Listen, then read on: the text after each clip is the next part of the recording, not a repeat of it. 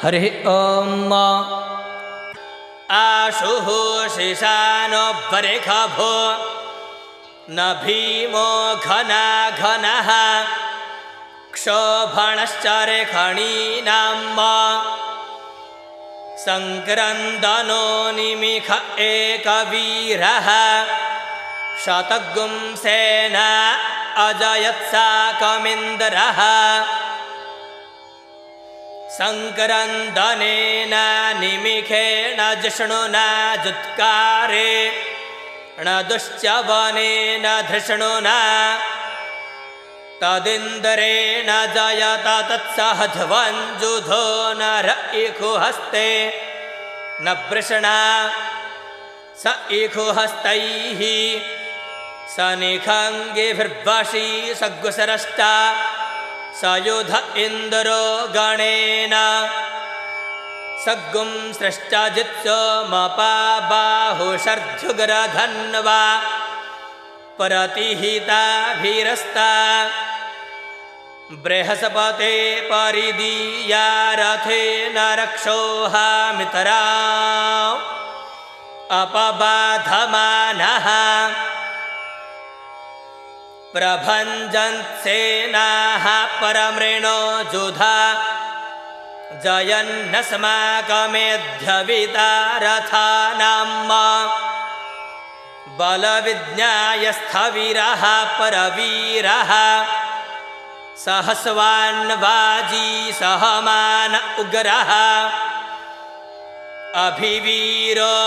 अभिसत्वा सहो जाजैत्रमिन्द्ररथमा तिष्ठ गोविता गोत्रभिदं गोविदं वज्रबाहुञ्जयन्तमज्मपरमृणन् तमोजसा इमग्गुं सजाता अनुवीरयध्वमिन्द्रगुं सखायो अनुसग्गुं रभध्वम् अभिगोत्राणि सहसा गाहमानो दयोवीरः शतमन्युरिन्दरः दुश्चवनः प्रेतनाखाडयुध्योऽस्माकग्गुं सेना अवतु परयुत्सु इन्द्र आसान्नेता बृहस्पतिर्दक्षिण जज्ञः पुर एतु सोमः देवसेनानामभिभञ्जतीनां जयन्तीनां मरुतो जन्तवग्रम् इन्द्रस्य वृषण वरुणस्य राज्ञ आदित्यानां मरुता गुंशर्ध उग्रम् महामनसां भुवनच्यवानां घोखो देवानां जयतामुदस्थात उद्धरिखयमघवन्नायुधान्युत्सत्वनां मामकानां मनागुंसे उद्वृतरहन्वाजिनां वाजिनान्युद्धरथा नाञ्जयतां जन्तुघोखाः अस्माकमिन्द्रः समृते खुध्वजे ख्वस्माकञ्जा इखवस्ता जयन्तु अस्माकं फेरा उत्तरे भवन्तस्मा उदेवा अवता हवेखो अमीखाञ्चित्तं प्रतिलोभयन्ति गृहाणाङ्गान्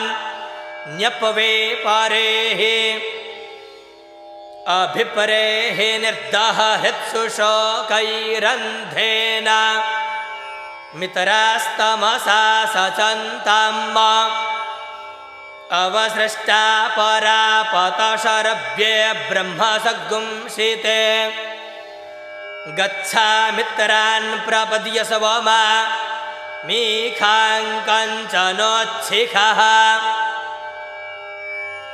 प्रेता जयता नर इन्द्रो वः शर्म गच्छतु उग्रावः सन्तु सन्तु बाहवो न धृख्या जथा सथ असौ जासेन मरुतः परेखामभ्यैति न ओजसा स्पर्धमाना ताङ्गोहत तमसा पव्रते न जथा मे अन्यन्न जानन्न जतरबाणाः सम्पतन्ति कुमार विशिखा इव तन्न इन्द्रो बृहस्पतिरदितिः शर्म यच्छतु विश्वाः शर्म यच्छतु मर्माणि ते वर्मणाच्छादयामि सोमस्त्वा राजामृतेनानुवस्ताम् उरोर्भरीयो वरुणस्ते कृणो तुजयन्तन्त्वानुदेवा मदन्तु